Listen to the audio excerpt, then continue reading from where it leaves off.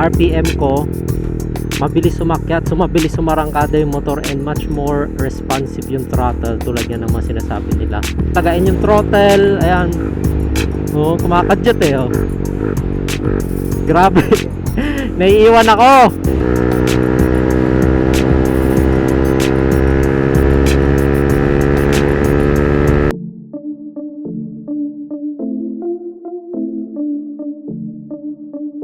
Okay, so balik tayo sa original na patutunguhan.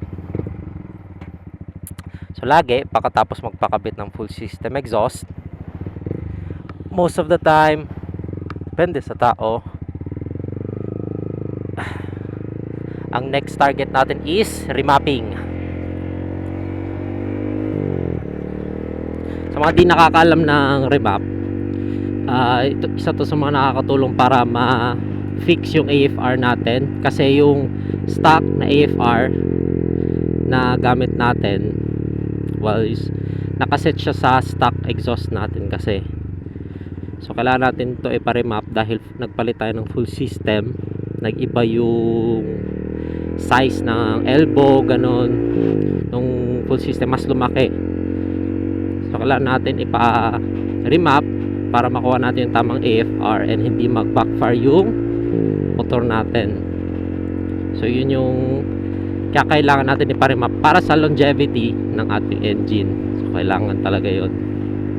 At di rin naman ako expert sa pag-remap, pero nagtanong-tanong ako sa mga mekaniko, and sa nagbasa-basa rin ako na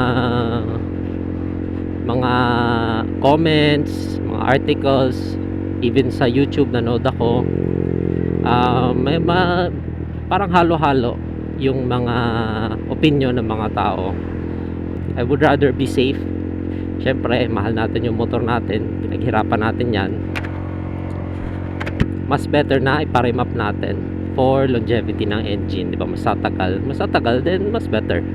At ito nga, nakarating na tayo sa shop at unang-unang ginawa is kailangan daw lagyan ng bank sensor para mas accurately ma-read ang AFR natin at matono ito sa tamang mixture ng air and fuel para hindi ito maging lean. So ano-ano nga ba ang magiging advantages pag ikaw ay nagpa-remap? So isa dito ang iyong fuel efficiency. Ang tamang pagre-remap ay nakakatulong upang mapanatili o mapahusay pa ang fuel efficiency natin. Sunod ay ang performance. Ang bagong full system exhaust ay magbabago ng airflow at exhaust dynamics ng iyong motorsiklo. Ang pagre-remap ng ECU ay mag-a-adjust ng fuel and air mixture para masigurado na tumatakbo ang makina mo sa optimal performance. At ang pinakahuli ay ang engine longevity. Ang hindi pagre-remap pagkatapos magpalit ng exhaust ay maaaring magdulot ng lean or rich running conditions na pwede magresulta sa premature engine wear or damage. So ang tamang pagre-remap ay mapapanatili ang engine running conditions mo ay safe at optimal. Sinisimulan na nga nila iakyat yung motor ko sa kanilang portable na dyno. Makikita nyo nga dyan na nasa truck ito, and napaka-convenient. So kung kailangan nilang mag-dyno test sa iba't ibang places, kaya nilang gawin yun on the go. So makikita nyo dito, yan, nakakabit na yung bank sensor, may fan pa sila, at ayun yung PC pag titingnan ng mga status, at ayun din yung AFR na device na gagamitin nila. So dito makikita nyo na sinisimulan na i-testing yung motor.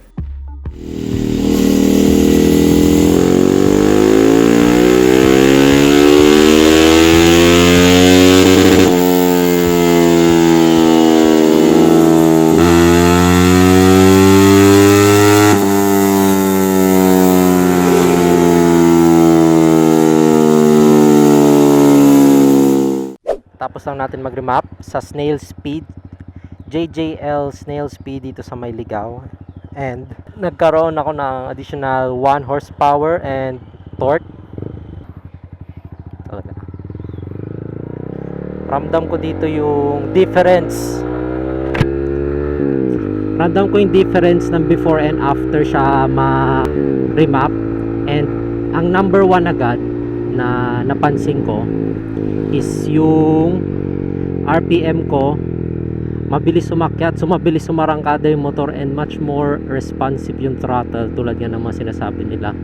Like konting piga ko lang, number 3 to 3 konting piga ko lang, umaakyat na yung ano,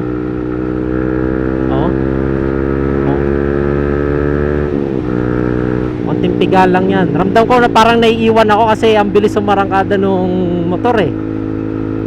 So feel na feel ko yung difference talaga. And yung throttle, ayan. Oh, kumakadyot eh oh. Grabe. Naiiwan ako. Ano yan, 5th gear yan ha. Oh, 5th gear. Oh. Kumarangkada. Naging magkaroon ng torque yung motor. Ang alam ko nung binigay sa akin yung stats, I gained 1 horsepower and 1 isa rin na torque. So di ko masyado nakita, pero ipa-flash ko na lang sa screen, may before and after siya.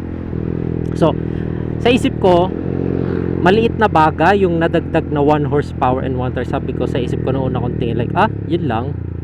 Unti lang pala yung like 1 point lang. Akala ko man lang mga 5 or 10. Di ko kasi alam yung yung numbering ng horsepower, kung gaano kabilis talaga pag nakadagdag ng isa or kung ano man. Oops. Tumaglit yung motor. Siyempre di pa naman ako masyado ganun ka-expert sa motor and sa mga horsepower, but di ko in-expect na even though isa lang yung nadagdag, ramdam ko yung difference talaga.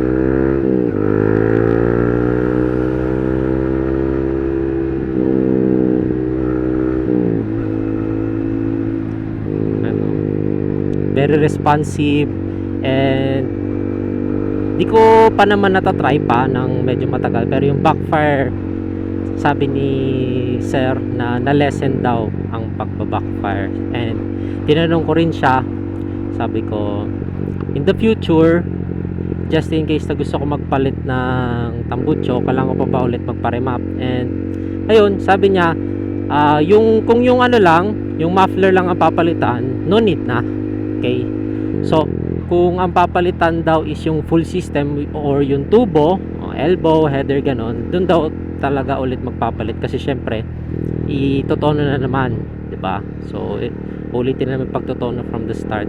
Dati naramdaman ko na medyo sluggish, which is okay lang yun sa akin. Para syempre first time ko makasakay sa motor na to, and parang yung sakto lang, like pag-aarangkada ka, yung okay lang.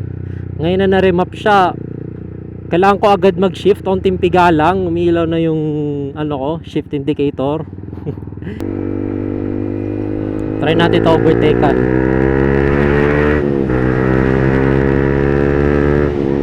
Grabe.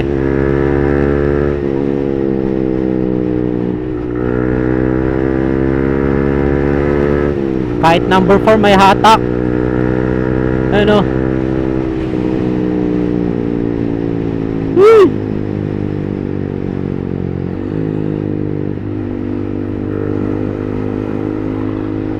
Mahatak na nga siya dati, mas nagkaroon pa ng hatak ngayon.